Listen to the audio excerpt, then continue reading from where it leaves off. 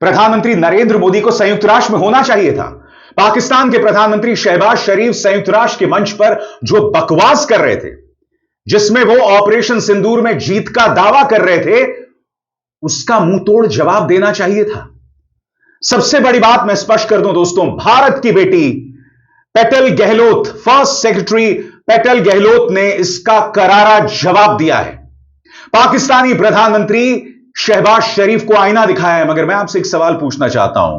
वो भारतीय जनता पार्टी जो प्रधानमंत्री नरेंद्र मोदी की विदेश यात्राओं पर इतनी राजनीति करती है, आखिर ऐसी क्या मजबूरी थी प्रधानमंत्री नरेंद्र मोदी की कि वो संयुक्त राष्ट्र नहीं जा सके? शहबाज शरीफ संयुक्त राष्ट्र के मंच पर खड़े होकर न जाने क्या क्या बकवास कर रहे थे। कल्पना कीजिए साहब, न सिर्फ ऑपरेशन सिंदूर में जीत का दावा कर रहे थे, जिसका फर्स्ट सेक्रेटरी गहलोत ने करारा जवाब दिया, उल्टा वो ये भी कह रहे थे भारत पर हेट स्पीच, नफरती भाषण देने का आरोप लगा रहे थे। अब कल्पना कीजिए साहब, भारतीय जनता पार्टी, उसकी राजनीति ने यह हालत कर दी है कि आज की तारीख में पाकिस्तान हेट स्पीच को लेकर, यानी नफरती भाषणों को लेकर हम पर प्रहार करता है, और बांग्लादेश के प्रधानमंत्री मोहम्मद यूनुस फेक न्यूज को लेकर, डिसइंफॉर्मेशन को लेकर भारत पर प्रहार कर रहे हैं। कायदे से प्रधानमंत्री को होना चाहिए था, हर मुद्दे का मुंहतोड़ जवाब देना चाहिए था। और अगर प्रधानमंत्री होते, कल्पना कीजिए, एक तरफ शहबाज शरीफ ये बात कर रहे हैं और दूसरी तरफ प्रधानमंत्री इसका जवाब दे रहे होते, तो यकीनन उनका अपना रुतबा उठता। मगर वो क्यों नहीं गए? वो इसलिए नहीं गए क्योंकि उन्हें बिहार को लेकर 75 लाख महिलाओं के लिए 10,000 करोड़ की मदद की घोषणा करनी थी, चुनावी रेवड़ियां बांटनी थी। किसी ने उन्हें समझाया होगा कि भाई आपको बिहार में रहना चाहिए क्योंकि हमें बिहार का चुनाव जीतना है। जबकि अगर प्रधानमंत्री वहां होते तो उनका रुतबा और बढ़ता कि देखो, भारत के प्रधानमंत्री ने पाकिस्तानी प्रधानमंत्री को मुंह तोड़ जवाब दिया है, उनका रुतबा बढ़ता। मगर उनके लिए ज्यादा जरूरी था बिहार का चुनाव जीतना। मैं फिर आपसे पूछना चाहता हूं, बिहार का चुनाव ज्यादा जरूरी है या देश की अस्मिता, देश की इज्जत की रक्षा करना, जो संयुक्त राष्ट्र में जाकर प्रधानमंत्री नरेंद्र मोदी कर सकते थे? आज मैं आपको सुनाऊंगा कि देश की बेटी पेटल गहलोत ने किस तरह से पाकिस्तानी प्रधानमंत्री को जवाब दिया। सुनिए, सबसे पहले शहबाज शरीफ कह क्या रहे हैं। शहबाज शरीफ ने एक निहायत ही वाहियात दावा किया कि हमने भारत के अहंकार को चकनाचूर कर दिया। उन्होंने यह तक कहा कि हमने भारत को लहूलुहान करके, बेइज्जत करके वापस भेज दिया। क्या भारतीय प्रधानमंत्री को इसका जवाब नहीं देना चाहिए था? अगर वो संयुक्त राष्ट्र जाते तो क्या इसका वो जवाब नहीं देते? सुनिए शहबाज शरीफ ने क्या कहा। Prove true. I hope it didn't. But then that is destiny. When in May this year, my country confronted unprovoked aggression from our eastern front, the enemy came shrouded in arrogance. We sent them back in humiliation, delivering our bloody nose. Excellencies, India sought to extract political gains from a human tragedy by spurning my sincere offer of an independent international. मगर मुझे खुशी है दोस्तों कि भारत ने इसका मुंहतोड़ जवाब दिया है। भारत की फर्स्ट सेक्रेटरी गहलोत सामने आती हैं और देखिए किस अंदाज में वो अपनी बात रखती हैं। इससे पहले कि मैं आपको सुनाऊं कि उन्होंने क्या कहा था, मैं पढ़ के सुनाना चाहता हूं। उन्होंने कहा, बीच की जो अहम घटना थी वो थी भारतीय सेनाओं द्वारा पाकिस्तान के कई एयरबेस पर किया गया हमला और वहां हुआ भारी नुकसान। उस तबाही की तस्वीरें तो वैसे भी सबके लिए सार्वजनिक रूप से उपलब्ध हैं। अगर प्रधानमंत्री यानी पाकिस्तान के प्रधानमंत्री को तबाह हुए रनवे और जली हुई हैंगर जीत लगते हैं तो पाकिस्तान उस जीत का आनंद ले सकता है। भारत की बेटी फर्स्ट सेक्रेटरी गहलोत ने करारा तमाचा मारा है प्रधानमंत्री शहबाज शरीफ को। सुनिए उन्होंने क्या कहा। For a cessation to the fighting. The intervening event was the destruction caused to multiple Pakistani air bases by Indian forces. The pictures of that damage are, of course, publicly accessible. If destroyed runways and burnt out hangars look like victory, as the Prime Minister claimed, Pakistan is welcome to enjoy it. The truth is that, as in the past, Pakistan is responsible for a terrorist attack on innocent civilians in India. We have exercised the right to defend our people. और फिर वो वहां रुकती नहीं है, वो आगे क्या कहती हैं? वो कहती हैं, माननीय अध्यक्ष, भारत और पाकिस्तान के बीच पहले से सहमति है कि दोनों देशों के बीच किसी भी लंबित मसले को आपस में ही सुलझाया जाएगा। इसमें किसी तीसरे पक्ष की कोई जगह नहीं है। यही भारत की पुरानी और स्थायी राष्ट्रीय नीति है। और उन्होंने ऐसा क्यों कहा? क्योंकि उस मंच पर पहुंचकर शहबाज शरीफ यह कह रहे थे कि हमने डोनाल्ड ट्रंप को नोबेल शांति पुरस्कार के लिए उनका नाम या उनके नाम की सिफारिश इसलिए की क्योंकि उनकी वजह से ऑपरेशन सिंदूर या भारत और पाकिस्तान के बीच जो जंग थी वो खत्म हो गई। कायदे से प्रधानमंत्री को वहां रहना चाहिए था, उन्हें आईना दिखाना चाहिए था, मगर ऐसा नहीं हुआ। मगर देखिए देश की बेटी क्या कह रही हैं। Mr. President, India and Pakistan have long agreed that any outstanding issue between them will be addressed bilaterally. There is no room for any third party in that regard. This is our long-standing national position. मैं आपको शहबाज शरीफ का एक बयान सुनाना चाहता हूं दोस्तों। ज्यादा लंबा बयान नहीं है। क्या आपको नहीं लगता कि प्रधानमंत्री को इसका जवाब देना चाहिए था? यहां पर वो ये कह रहे हैं कि हमने भारत के कई विमान गिरा दिए। सोचिए कितना खूबसूरत लम्हा होता, कैसा स्वर्णिम मौका होता कि प्रधानमंत्री नरेंद्र मोदी वहां मौजूद होते, तथ्यों के साथ पाकिस्तानी प्रधानमंत्री की पिटाई करते। पिटाई तो खैर मैं सांकेतिक तौर पर इस्तेमाल कर रहा हूं, मैं असल पिटाई की बात नहीं कर रहा हूं, मगर ऐसा हुआ नहीं। सुनिए पाकिस्तानी प्रधानमंत्री ने क्या कहा। Resulting in 7 of the Indian jets turned to scrap and dust. A decisive response.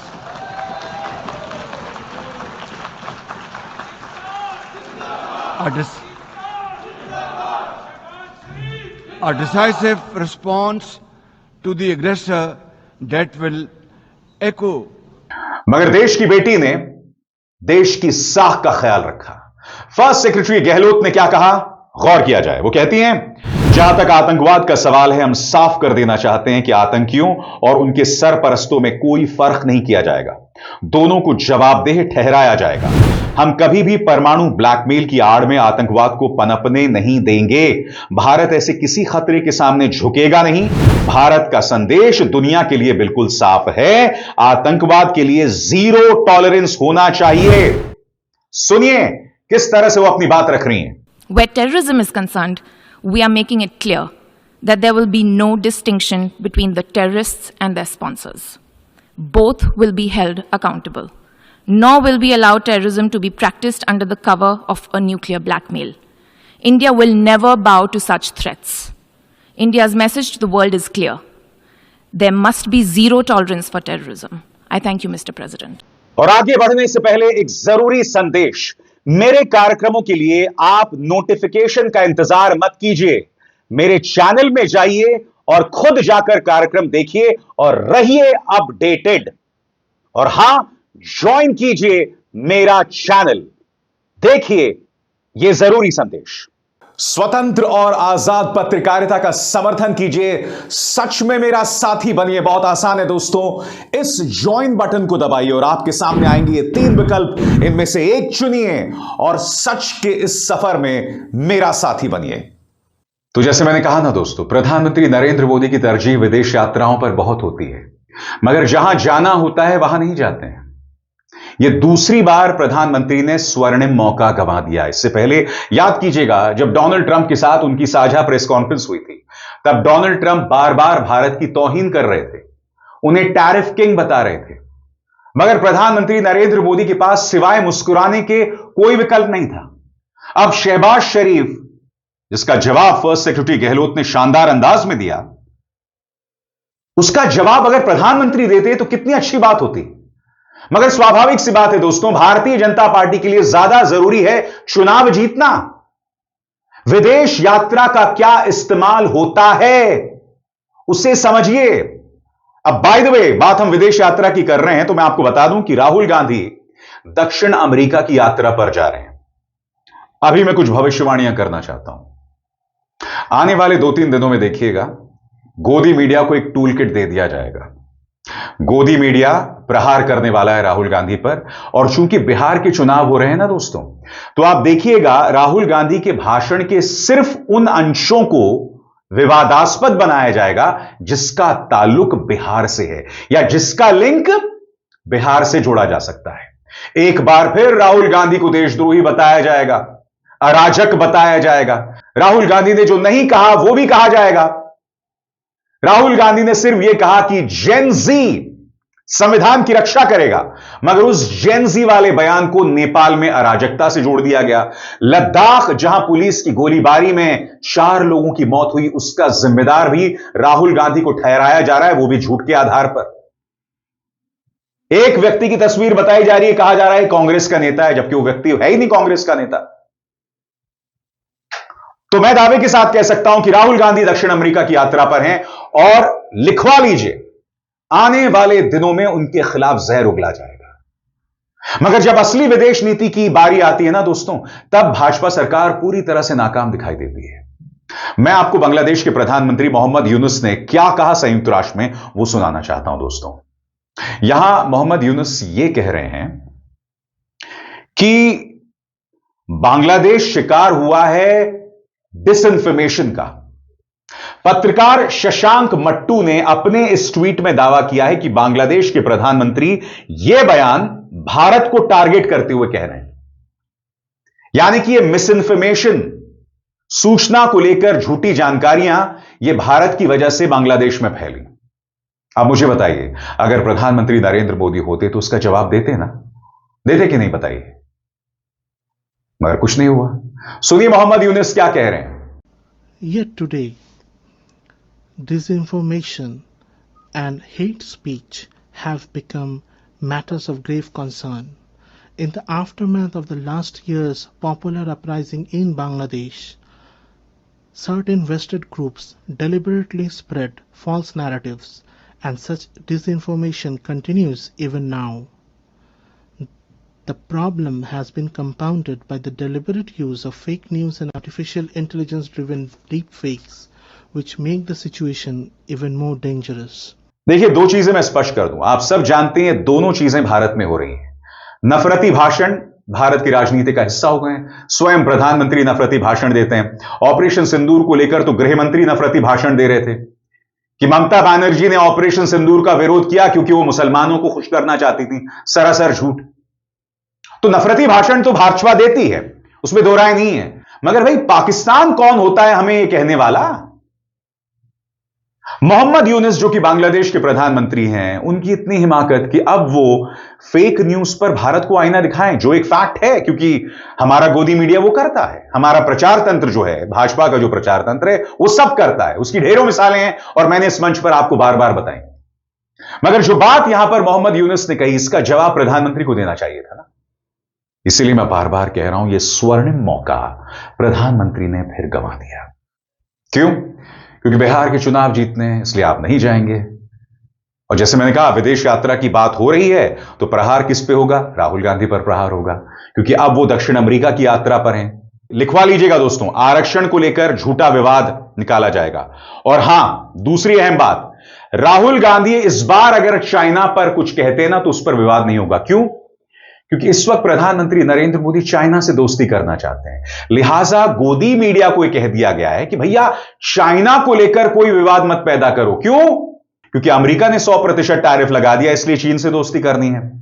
तो लिखवा लीजिए, राहुल गांधी इस बार चाइना पर कुछ भी कहेंगे दक्षिण अमेरिका में, उस पर विवाद नहीं होने वाला है। पिछली बार उन्होंने क्या कहा था, याद है कि नहीं आपको? पिछली बार राहुल गांधी ने कहा था कि चाइना दुनिया का प्रोडक्शन हब है, उत्पादन केंद्र है, और मेरी यह ख्वाहिश है कि भारत भी ऐसा हो सके। स्वाभाविक सी बात है, इसमें कोई देशद्रोह नहीं है, कोई अराजकता नहीं है। मगर उनके इस भाषण को लेकर याद कीजिएगा, गोदी मीडिया, भाजपा ने क्या क्या नहीं चलाया था कि राहुल गांधी चीन परस्त हैं, राहुल गांधी को चाइना पसंद है, और ये तमाम बातें। शर्म इनको मगर आती नहीं। तो इंतजार कीजिएगा दोस्तों, ये सब होने वाला है। मगर हां, दक्षिण अमेरिका में राहुल गांधी के भाषण के किसी हिस्से को अगर बिहार से जोड़ा जा सकता है तो ये पक्का करने वाले, पक्का करने वाले। मगर शायद अब राहुल गांधी को भी परवाह नहीं है, इसलिए वो चले जाते हैं और अपनी बात जो कहना होता है कह देते हैं बगैर डरे। क्योंकि वो जानते वो जो मर्जी करेंगे उसको विवादास्पद बनाया जाएगा, वो नहीं भी करेंगे उससे भी विवादास्पद बनाया जाएगा। वो भाजपा के किसी सांसद को छुएंगे भी नहीं, मगर गोदी मीडिया चलाएगा कि राहुल गांधी गुंडा है, कि राहुल गांधी ने भाजपा के नेताओं को धक्का दिया। यह सब हो रहा है साहब, मगर कोई प्रधानमंत्री इस सवाल नहीं पूछेगा कि आप संयुक्त राष्ट्र क्यों नहीं गए, भारत में ऐसा क्या अहम था कि आप नहीं जा सके, बताइए। क्योंकि जब पुलवामा हुआ था, याद कीजिएगा, प्रधानमंत्री नरेंद्र मोदी कॉर्बेट में शूट कर रहे थे। सबसे बड़ी बात, जब पहलगाम हुआ, प्रधानमंत्री ने अपनी सऊदी अरब यात्रा को बीच में छोड़ दिया, मगर उसके बाद वो कहां गए? कश्मीर नहीं गए, पहलगाम नहीं गए, वो केरल गए, वो आंध्र प्रदेश गए और वहां पर शशि थरूर, पवन कल्याण और चंद्रबाबू नायडू के साथ हंसी ठट्ठा कर रहे थे। तो विदेश यात्रा उस वक्त प्रधानमंत्री ने रोकी, राहुल ने भी रोकी, मगर फिर राहुल गांधी ने मुलाकात की लोगों से, शहीदों के परिवारों से। प्रधानमंत्री ने गुजरात में किसी शहीद के परिवार से, खासतौर से उस मां को याद कीजिएगा जिसने कहा था कि मैं टैक्स का इतना पैसा देती हूं और बैसरण में कोई सुरक्षा नहीं थी। उस मां से मिलना चाहिए था, मगर प्रधानमंत्री ने नहीं किया। यह है विदेश यात्रा और उससे जुड़ी राजनीति। मुझे आपत्ति दोस्तों इस बात पर है। अभिसार शर्मा को दीजिए इजाजत। नमस्कार।